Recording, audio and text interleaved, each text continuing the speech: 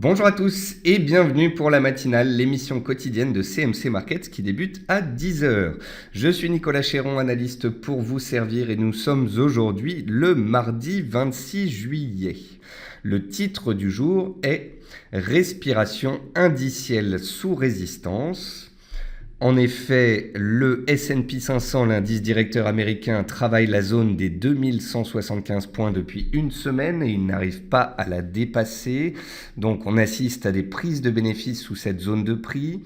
Le CAC 40 n'a pas réussi à dépasser les 4400 points hier et consolide, il respire sous cette résistance journalière. Et puis le DAX, on l'a vu hier et j'ai également posté les graphiques sur Twitter, il a approché d'une oblique de résistance qui passe par tous les plus hauts de ces derniers mois, qui pour l'instant bloque l'ascension. Nous assistons donc à des respirations indicielles sous résistance. Il n'y a pas de hausse de la volatilité pour l'instant. On ne peut pas parler de retournement baissier. Pour l'instant, on parle de prise de bénéfices, de respiration, de consolidation sous des résistances en direction de supports. Si des supports journaliers devaient casser par la suite, eh bien on parlerait d'éventuelles corrections de marché et de retournement de court terme. Pour l'instant, ce n'est pas le cas. On assiste tout simplement à une latéralisation des cours. Une pause dans la hausse ne veut pas dire forcément la baisse. Pour que la baisse s'installe, il faudrait casser des supports que nous allons voir ensemble dans la partie graphique. Bienvenue à tous ceux qui viennent de nous rejoindre. Je salue également tous ceux qui nous regardent au quotidien sur YouTube. Comme tous les matins, voici un avertissement sur les risques concernant le caractère purement informatif de cette présentation et les CFD. Je vous invite à en prendre note. Vous pouvez, comme tous les matins, utiliser les fonctions de chat et de questions-réponses en haut de votre écran pour pouvoir converser avec moi. Nous allons, comme tous les matins, voir ensemble les actualités marché, macro, actions, les statistiques économiques passées et à venir, une figure graphique reconnue par la plateforme de CMC Markets et comme je viens de vous le dire, je répondrai à vos éventuelles questions. Alors, on va commencer avec les actualités marché. Je note tout de même une question de Alan auquel je vais répondre tout de suite. Alan dit « Comment savez-vous si le CAC a fait un top hier ?» Eh bien, je n'ai pas détecté que le CAC avait fait un top, mais tout simplement qu'il consolidait sous résistance. On ne parle donc pas de top. Un top, ce serait un point haut qui serait confirmé par une cassure de support. On parle pour l'instant d'une stabilisation sous résistance. Alors, en termes d'actualité marché, le pétrole WTI atteint un plus bas de 3 mois à 42,4 $ et pèse sur les actifs risqués, notamment les indices boursiers. Le DAX se consolide sous une résistance oblique passant vers les 10 270 points que l'on avait noté hier. Cinquième séance de latéralisation du S&P 500 sous les 2175 points, mais pour autant, aucun support n'a cédé pour le moment. Le support premier se trouve à 2158 points, le suivant à 2150 points.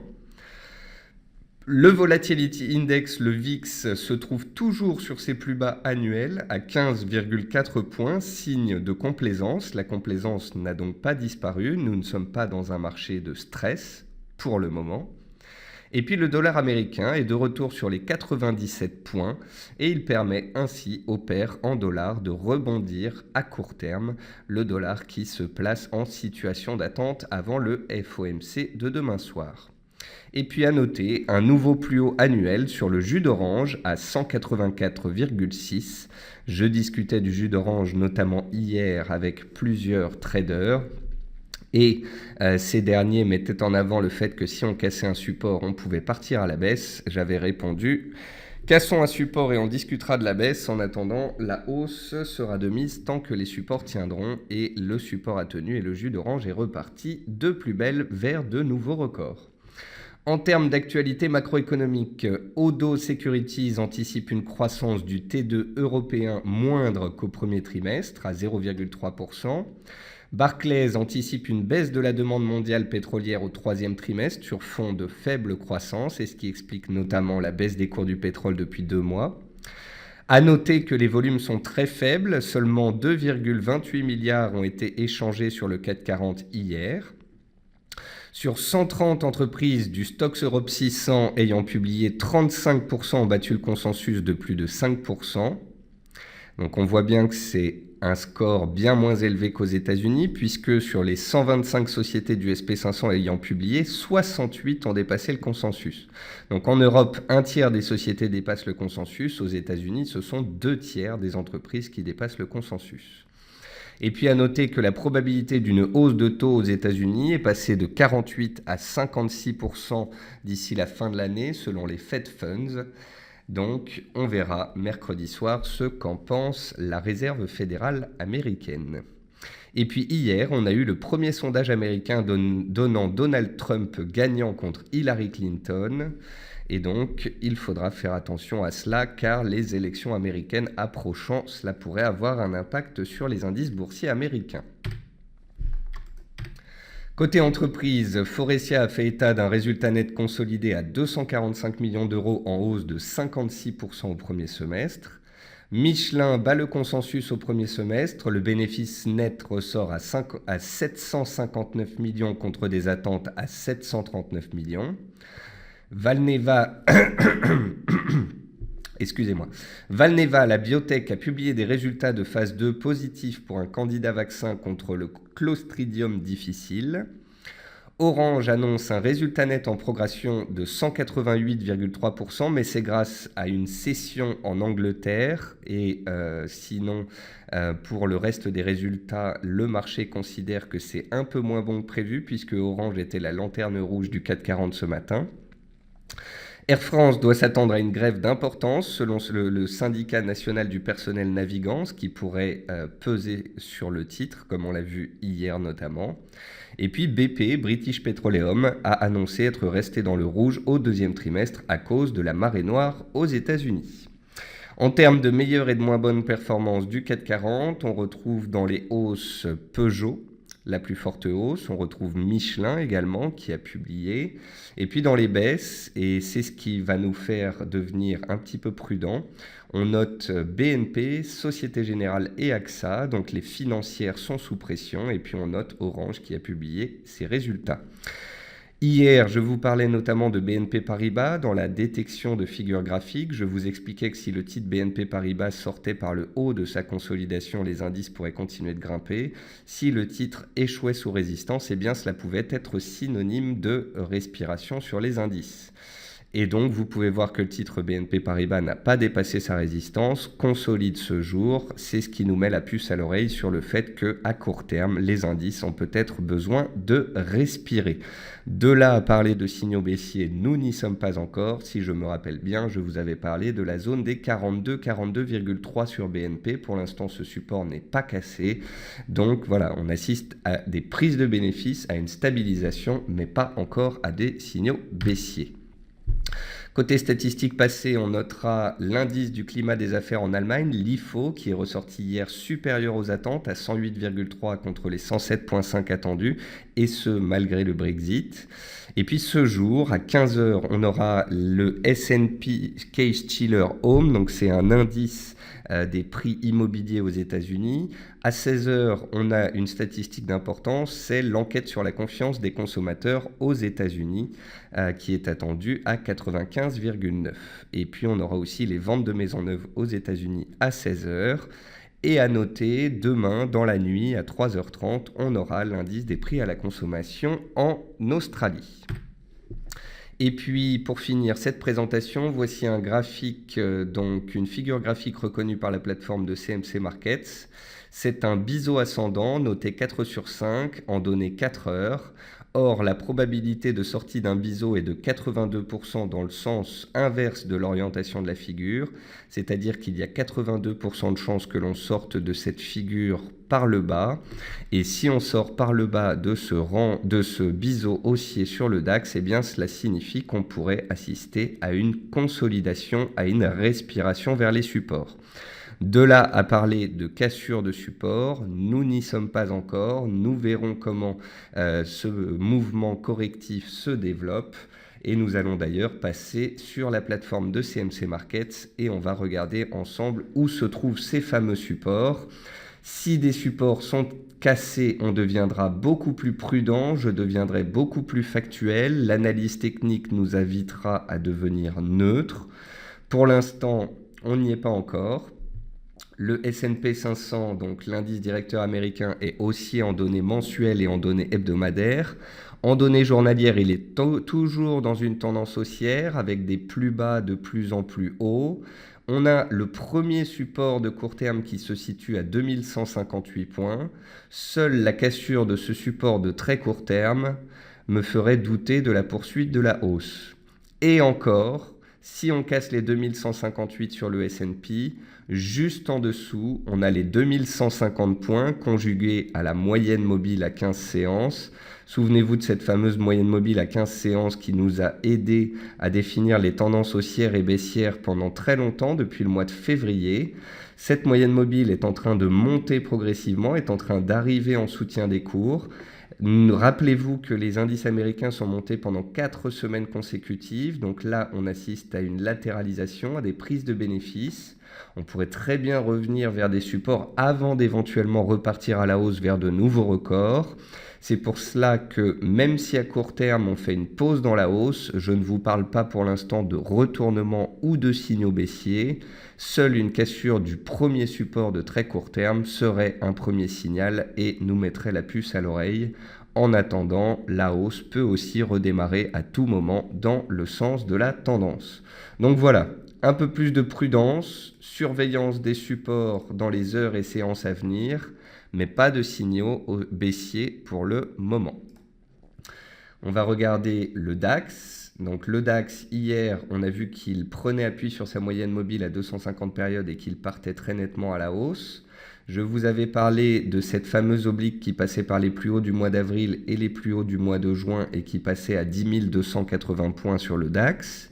Donc 10 280 points, on s'en est approché et on a reflué sous ce seuil. Ce matin, on a ouvert en hausse, puis on a assisté à des prises de bénéfices. Vous voyez que le DAX n'est qu'en faible baisse par rapport à hier. Vous voyez que le DAX est toujours au-dessus du cours d'ouverture de la semaine, vers 10 120 points. Donc le DAX reste toujours bel et bien dans une tendance haussière avec des plus bas de plus en plus hauts. Seule une rupture des 10 120 points et de la moyenne mobile à 250 périodes serait une rupture de support de très court terme et nous inviterait à la prudence. Et par la suite, le support clé, ce sont les plus bas de vendredi dernier à 10 065 points. Et si et seulement si on casse les 10 065 points, alors la tendance haussière de court terme redeviendrait neutre et pas encore baissière. Comprenez bien cela, on peut très bien être haussier, puis redevenir neutre et ensuite repasser haussier. Donc on est vraiment très loin de passer baissier pour le moment. On est toujours haussier et pour être plus prudent, il faudrait qu'on casse des supports de court terme. Ce n'est pas le cas pour le moment. Donc voilà, moi j'ai l'impression qu'il n'y avait pas de catalyseur positif suffisant pour que les indices américains accélèrent en ce début de semaine. Le repli du pétrole a pesé sur la cote. C'est ce qui a fait que sur l'Europe, on avait démarré très fort le début de la semaine et on a reflué par la suite. Mais vous voyez bien que le DAX est toujours positif sur la semaine, toujours dans une tendance haussière. Donc voilà, on est un peu plus prudent sur la suite. On approche de résistance clé. On a des rendez-vous d'importance avec la Fed et la BOJ d'ici la fin de semaine. Mais pour parler d'éventuels signaux baissiers, il faudra casser les supports de très court terme que je viens de vous indiquer sur le S&P ou sur le DAX. Concernant le CAC est un petit peu moins punchy que le DAX et le Standard & Poor's, ce n'est pas nouveau. Le CAC, contrairement au S&P et au DAX, n'est pas particulièrement haussier sur les dernières séances, il est plutôt neutre. On a fait un nouveau plus haut en semaine, donc hier, mais on a clôturé sous résistance. Cette fameuse résistance des 4400 points, on a ouvert dessous ce matin et les vendeurs ont pris la main. On est en train de revenir vers des supports. Vous voyez que j'ai tracé un petit support oblique passant par tous les plus bas de ces dernières séances. Et si ce support oblique ne tenait pas, le support clé, la zone de soutien clé sur le CAC 40, ce sont les 4330, 4340 points, la zone de prix ici. Donc là, on était haussier assez fortement, on est devenu neutre puisqu'on n'arrive pas à passer la résistance et qu'en gros depuis 8 jours on est dans un range, on a échoué sous le haut du range, on est en train de revenir vers le bas du range, la zone des 4330-4340 points est une zone clé, tant qu'on tient cette zone de prix, on peut repartir à la hausse dans le sens de la tendance qui dure depuis plusieurs semaines, si et seulement si on casse les 4330 points en cours de clôture, alors il conviendra d'être beaucoup plus prudent et d'éventualiser un scénario correctif en direction peut-être des 4280-4300 points. Et pour corroborer le fait que nous sommes à court terme simplement dans une respiration de marché, voici le VIX, donc le fameux indice de volatilité. Je vous rappelle que quand le VIX baisse, cela signifie que la volatilité est faible et que le marché est plutôt complaisant. Vous voyez que hier, le VIX est remonté en séance parce qu'il y avait de la volatilité, puis il est redescendu par la suite. Vous voyez que le VIX encore ce matin est à 15,47 points et il est sur ses plus bas des dernières séances. On ne peut donc pas parler de peur, de décalage baissier, d'accélération, etc. On est toujours dans un marché de complaisance, dans une respiration dans la hausse. Si et seulement si le VIX venait à casser les 16 points, soit les plus hauts de la semaine dernière, ce serait une première alerte. Cela serait synonyme d'une hausse de la volatilité et potentiellement des cassures des supports que je viens de vous montrer sur le CAC, le DAX et le S&P 500. Tant qu'on reste sous les 16 points sur le VIX, on parle de consolidation, de latéralisation, de respiration, mais pas encore de signaux baissiers ou de correction.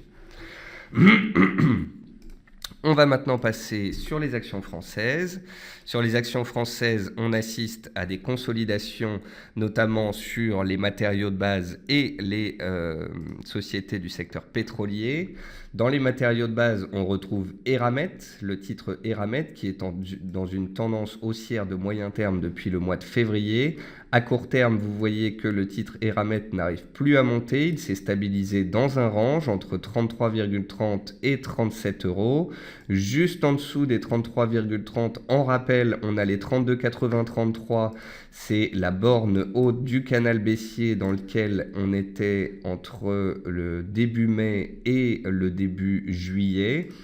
Donc voilà, on arrive dans une zone clé de support potentiel et on verra si Eramet arrive à tenir cette zone de prix pour relancer. Si tel n'était pas le cas et que le titre Eramet réintégrait son canal baissier ici à faible pente, cela serait synonyme d'une latéralisation des cours, d'une correction peut-être un peu plus forte à court terme. Donc tout comme sur les indices, on va surveiller les supports dans les heures à venir. Dans les baisses, on retrouve aussi Neopost, le titre Neopost qui est dans une tendance haussière de court terme, qui s'inscrit dans un rebond technique, car rappelez-vous, la tendance était très baissière à moyen terme. Le titre Neopost a atteint une résistance hier à 25,3 euros. Et c'est une résistance que l'on retrouve ici, le 1er décembre 2015. C'est une résistance de taille à la suite de laquelle il y avait eu un gap baissier, certainement suite à des publications de résultats. Donc vous voyez, le titre Neopost était en début d'année vers les 17 euros. On est remonté de 17 à 25 euros, soit un bond de pratiquement 50%. Il est légitime, alors que les indices consolident et que le titre a touché une résistance, qu'il respire. Même chose sur Parrot, le titre Parrot est sorti d'une tendance baissière à la hausse, il a tenté d'accélérer, mais la consolidation des indices le fait revenir vers les supports. Est-ce que le titre Parrot est en train de faire un pullback sur son oblique de résistance avant d'éventuellement repartir à la hausse, ou est-ce qu'on va réintégrer la tendance baissière? Je vous l'ai dit, tout va se jouer sur les 12,70, 12,80 dans les séances à venir. On verra donc si le titre arrive à prendre appui sur ce seuil pour redémarrer ou si au contraire il accélère à la baisse. On retrouve donc Orange sous pression après la publication de ses résultats. Néanmoins, vous pouvez constater que le titre travaille les 14 euros auxquels il essaye de s'accrocher depuis le début du mois de juillet, donc tout n'est pas perdu. On retrouve Spire qui est dans une tendance baissière de moyen terme. On retrouve SEB qui consolide sa forte hausse d'hier et le fait d'avoir atteint des nouveaux plus hauts historiques. On retrouve TF1 qui s'accroche tant bien que mal à ses plus bas annuels. On avait vu que le titre était attaqué hier et attaqué ses plus bas annuels. Il a réussi à les tenir. On est de nouveau posé sur ce seuil ce matin. Et donc on verra si le support tient, un rebond pourrait naître, si le support casse, une accélération pourrait prendre forme. Et puis ensuite dans les baisses on retrouve un petit peu les bancaires, les parapétrolières. Les bancaires elles sont là, Crédit Agricole a échoué sous les 8 € et repart à la baisse. AXA, même chose, on consolide à la baisse. BNP, on consolide sous résistance. Donc pour l'instant, on ne peut pas parler de retournement baissier, de reprise de la tendance baissière. Ce que l'on note simplement sur les bancaires, c'est qu'on a échoué sous des résistances. Ça ne passe pas pour le moment. Et donc, les investisseurs prennent des bénéfices. Il faudra voir ensuite si on arrive à se stabiliser, à prendre appui sur les supports peut-être de la semaine passée, avant d'éventuellement repartir à la hausse. Si par contre on venait à casser les plus bas des 2 dernières semaines, vers 41,50 sur BNP, on aurait des risques baissiers qui feraient surface de nouveau. Dans les hausses du jour, on retrouve Forestia qui a publié ses résultats, on retrouve Valneva qui a publié des essais cliniques positifs, on retrouve Plastic Omnium qui est toujours bien orienté à la hausse, on retrouve Thales dans une superbe tendance haussière qui inscrit des nouveaux plus hauts annuels. Donc vous voyez que souvent dans les baisses, on retrouve des titres qui sont jusqu'ici baissiers ou bien des titres qui étaient en forte hausse et qui consolident. Et dans les hausses, on retrouve des titres qui sont principalement en tendance haussière, soit des titres qui ont publié des bonnes nouvelles ce jour. On va passer aux matières premières. Donc sur les matières premières, ce qui pèse actuellement sur les marchés, c'est les pétroles. Vous voyez ici le pétrole WTI qui continue de baisser. On est dans un canal baissier. On arrive ici à 42 $ sur le bas du canal baissier, sur un seuil travaillé au mois d'avril. Si on tient les 42, on peut réagir. Si par contre on accélère sous 42 $, on pourrait retrouver les 40 $, seuil psychologique et moyenne mobile à 200 séances. Et je pense que cela dépendra de l'appétit pour le risque et ou demain des stocks à 16h30 qui seront publiés sur le pétrole. Si les stocks sont bons, ça pourrait engendrer une réaction positive. Si les stocks sont mauvais, on pourrait accélérer et revenir vers ce fameux support dynamique et sur le seuil psychologique des 40 $. Et sur le Brent, c'est la même chose. Le Brent tentait tant bien que mal de s'accrocher. Il était un peu plus surperformant que le WTI ces dernières séances. Il est en train de partir à la baisse. Il a cassé son oblique de soutien hier. Il a bloqué dessous ce matin. Elle fait désormais résistance. Si les cours du Brent continuent de baisser, eh bien, la moyenne mobile à 200 séances se trouve vers les 42,30. Les 42,30, c'est les plus hauts du mois de mars et c'est une zone travaillée au mois d'avril. Donc voilà, peut-être que les pétroles ont encore besoin de baisser un petit peu pour toucher des supports tangibles. C'est ce qui pèse et ce qui pourrait peser sur les indices. Par contre, si on arrive sur ces supports et qu'on a des belles réactions, ça pourrait permettre par la suite aux indices de se stabiliser, voire de repartir. Donc peut-être qu'il faut laisser les cours des pétroles baisser, purger leur hausse de 4 mois qui a duré de février à juin et qui était une hausse stratosphérique. On a gagné 90% en l'espace de 4 mois. On avait besoin de revenir sur des zones de prix d'importance. C'est ce qu'on est en train de faire. Donc voyons cela. Tant que le pétrole sera sous pression, ça pèsera bien évidemment sur les indices boursiers. Ensuite, qu'est-ce qu'on peut regarder d'autre? Le soja, lui, il est en tendance baissière de court terme pour le moment. Le gaz, il est dans un range complètement neutre depuis 3 semaines. Les cours du maïs se stabilisent sur leur plus bas annuel. Les cours de l'or remontent un petit peu puisqu'il y a un peu d'aversion pour le risque et se stabilisent sur les 1315 $. Mais comme je vous l'ai expliqué, il faudra casser de la résistance pour relancer la dynamique haussière et c'est surtout les 1335 $ que je surveille. Si on casse cette zone de prix, alors on pourra parler d'un redémarrage haussier. En attendant, c'est une simple latéralisation des cours. Le coton continue de se stabiliser sur support après sa forte hausse récente. Le riz est toujours sous pression baissière après avoir doublement échoué sous sa résistance. Les cours du blé travaillent toujours leur support de long terme entre 400 et 420 cents. Donc pour l'instant, le support tient, ce qui est plutôt positif. Et les cours du riz sont toujours dans une tendance haussière. Et les cours du jus d'orange ont inscrit un nouveau plus haut annuel. On est en tendance haussière sur les cours du jus d'orange. On est soutenu par une oblique de tendance. Et encore mieux que cette oblique de tendance, vous pouvez utiliser la moyenne mobile à 20 périodes. Vous voyez ici que j'ai mis des bandes de Bollinger avec une moyenne mobile à 20 périodes. On a pris appui sur la MM20 ici fin juin et on vient de prendre appui ici fin juillet. Tant qu'on est au-dessus de la MM20, la tendance sera haussière et de nouveaux plus hauts pourraient être inscrits. Si et seulement si on casse ce support dynamique, alors la donne changerait. Et puis sur les devises, pour finir, la UD-NZD consolide toujours sous la zone des 1,0750 et tant que ça ne passe pas, eh bien, on est susceptible de consolider, voire de revenir vers les supports. Donc la résistance clé est à 1,077080 sur la UD-NZD et le support clé est à 1,0530, 1,0550. Pour l'instant, on est un petit peu au milieu des deux, donc j'attends qu'on revienne soit sous résistance, soit sur support.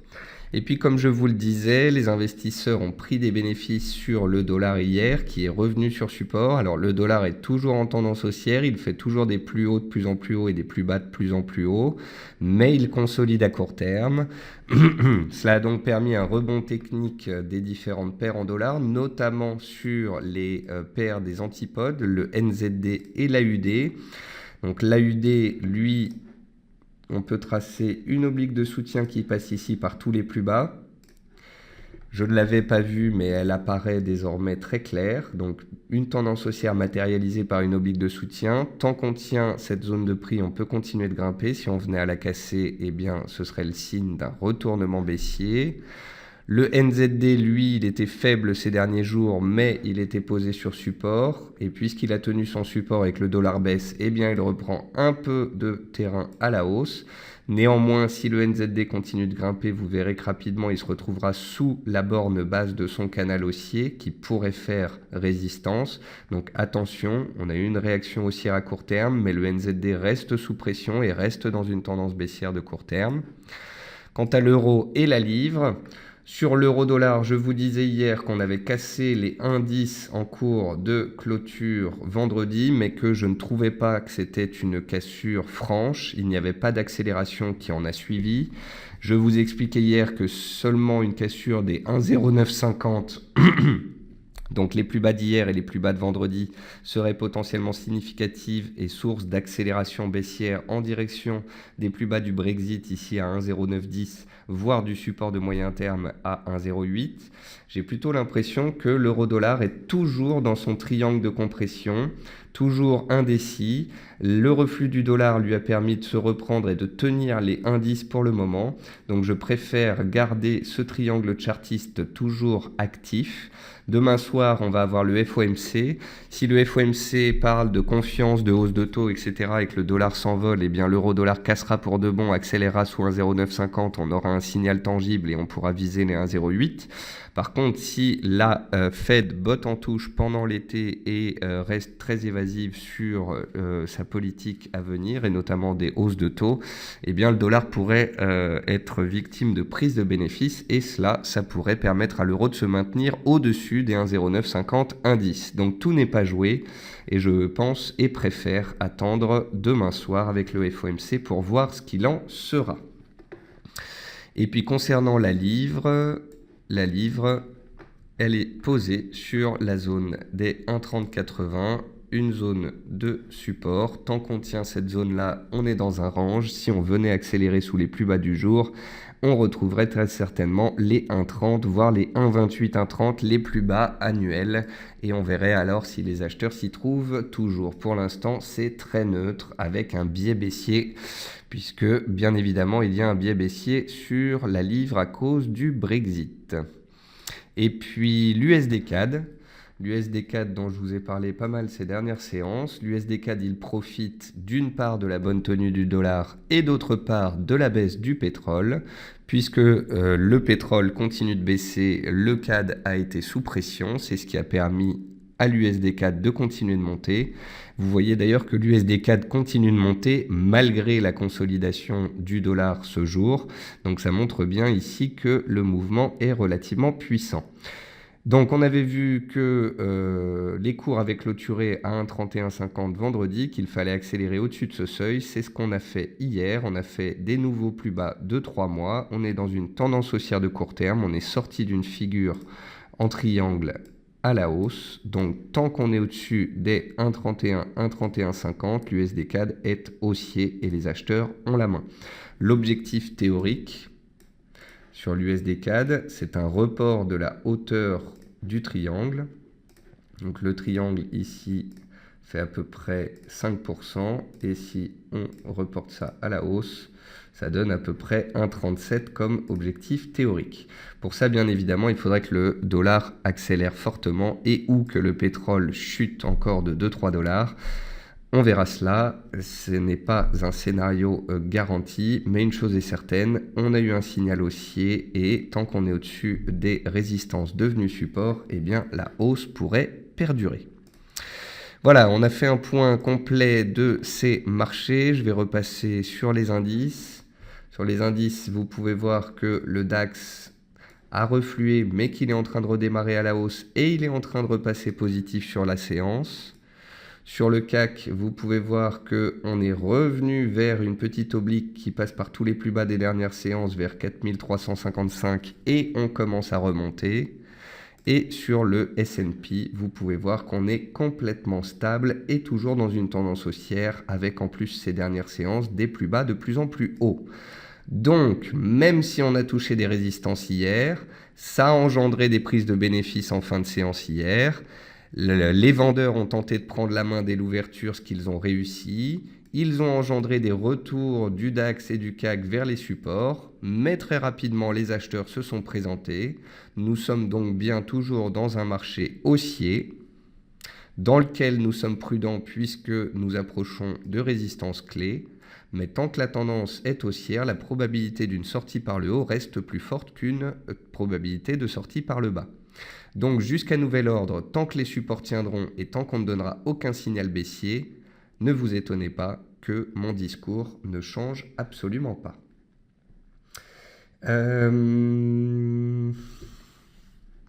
Damien me dit bonjour. Je serais intéressé pour avoir une liste un peu plus exhaustive des produits financiers définissant l'appétit pour le risque des investisseurs, le VIX, les eurobonds, le yen vs le dollar, l'euro CHF, le Brent, d'autres. Merci d'avance. Alors Damien, le VIX est un produit qui permet de mesurer la volatilité et donc la tension des opérateurs. Le Bund est un produit qui permet effectivement de regarder les tensions éventuelles sur le marché obligataire. Le yen contre le dollar a tendance à s'apprécier quand il y a de l'appétit pour le risque et à se déprécier l'USD-yen quand il y a de l'aversion pour le risque, puisque quand il y a de l'aversion pour le risque, eh bien, le yen est une valeur refuge qui est particulièrement recherchée. Les pétroles sont typiquement des actifs risqués. Quand ils montent, c'est qu'il y a plutôt de l'appétit pour le risque et inversement. Après, il n'y a pas non plus 50 produits qui permettent de définir cela. Je dirais que dans la balance à gauche, vous avez les indices qui peuvent monter s'il y a de l'appétit pour le risque, les actions, les pétroles, les paires comme l'euro ou la livre. Et dans les actifs dits refuges, vous avez le Bund, vous avez l'or, vous avez le yen, vous avez le VIX, et c'est déjà pas mal.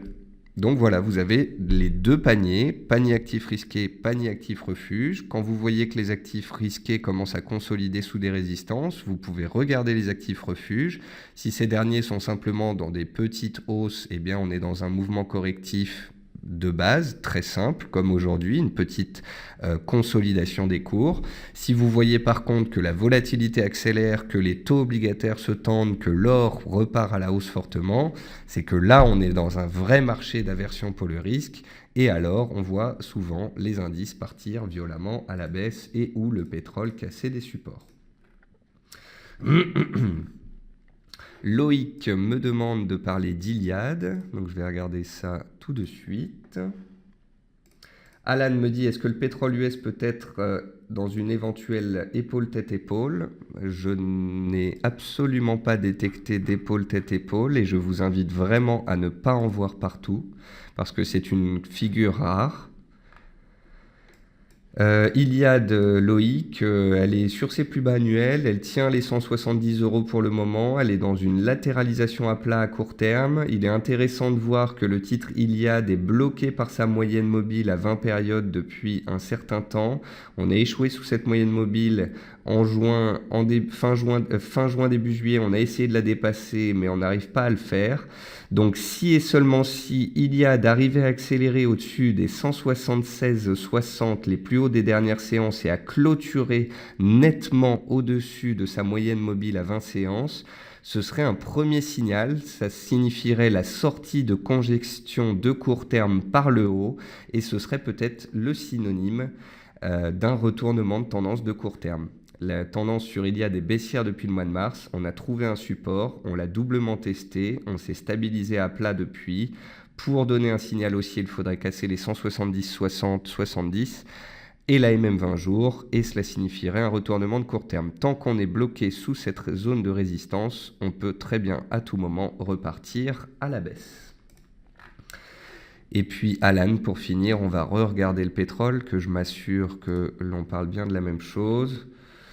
Oui, on ne peut pas parler d'une ETE ici, c'est pas une ETE, ça n'a pas la forme d'une ETE. Ici, on avait un canal haussier, ici, on avait un canal baissier, et ne nous compliquons pas la vie. Donc voilà, le Brent est dans un canal baissier d'une correction de court terme après une hausse de moyen terme, et on verra où s'arrête le pétrole et où il trouve des supports. On verra ça très certainement mercredi avec les stocks de pétrole qui devraient engendrer de la volatilité.